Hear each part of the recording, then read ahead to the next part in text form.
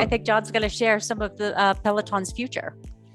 Yeah. So, I mean, I've just kind of hit you with the big picture, zoom out. What is the thesis here? And now we're going to really talk about what Peloton can be. We've really more talked about what Peloton is. You mentioned you were worried about a saturation point. Can totally appreciate where you're coming from with that.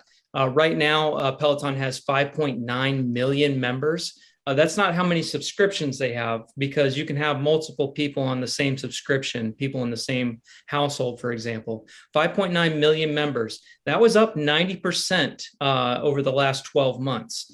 And long term, Peloton doesn't think that they're anywhere near saturation. Long term, they're aiming for 100 million members. Now, how are they going to get there? They have multiple strategies to get there. One of the things that's hitting the news a lot right now is the reduction in prices that they're putting with their bike, their stationary bike. So they're reducing prices, and they're trying to make it more accessible. Now, that is a low margin product to begin with. And really the strategy here is go ahead and sacrifice a little bit more of that gross profit on the hardware so that you can realize more, get more people into the ecosystem, realizing that recurring high margin subscription. Another way that they plan to do this, they're relaunching their treadmill product, the Peloton Tread, and here in North America and in Europe. In this product category, when you think about it, treadmills are a lot more popular than a stationary bike. And management here believes that the treadmill category is up to 3 times as big as the stationary bike category. And you think about it, most of their revenue over the years, and they just did over 4 billion over the last 12 months, most of that is their bike. And so they're saying up to 3 times bigger is the treadmill market. So this is a big optionality lever that they plan to pull.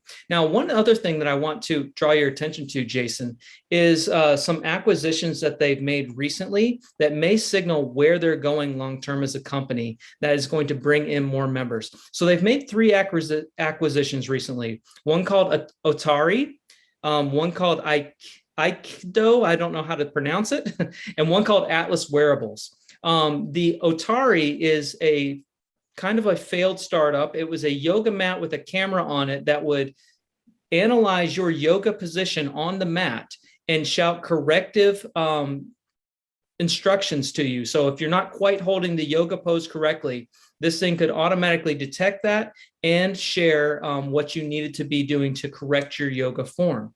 The Aikido product, this is kind of like Amazon Alexa. It is a voice assistant platform. And then the Atlas Wearables, this is telemetrics. This can measure your your heart rate, things like that.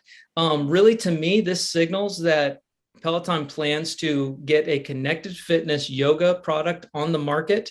It really seems like they can go with almost a connected running product in a way.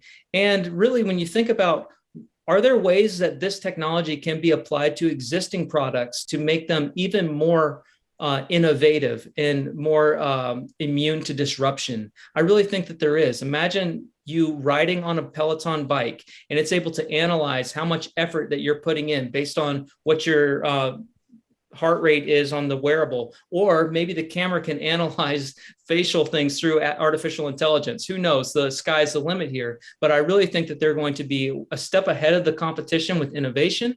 And I really think that they're going to be able to pull in a lot of new members. If not 100 million, what does this company look like if they're even half right with 50 million? That's almost 9 times what they are right now. So I think there's a lot of upside here.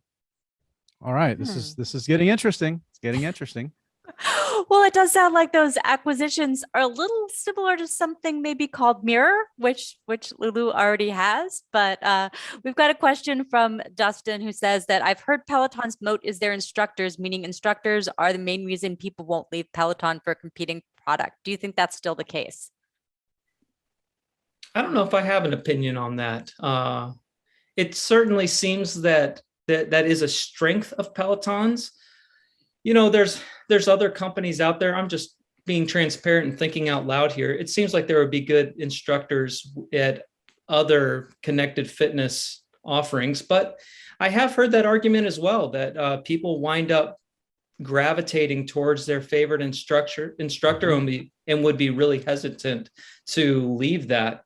Yeah, I could see it both ways personally. I think it's part of it. And this is actually one of the things that makes this such an interesting business to me to own, is that not only is it maybe, I don't know how durable of a competitive advantage it is, but it adds to the stickiness, but it also kind of adds to the scalability of their model, because the bottom line is that you can add more viewers to that same class, right? And you don't have to add a bunch more instructors, right? So there's an operating leverage benefit of even having those live instructors that people show up to be in their class for. I think it is a stickiness aspect. I really do.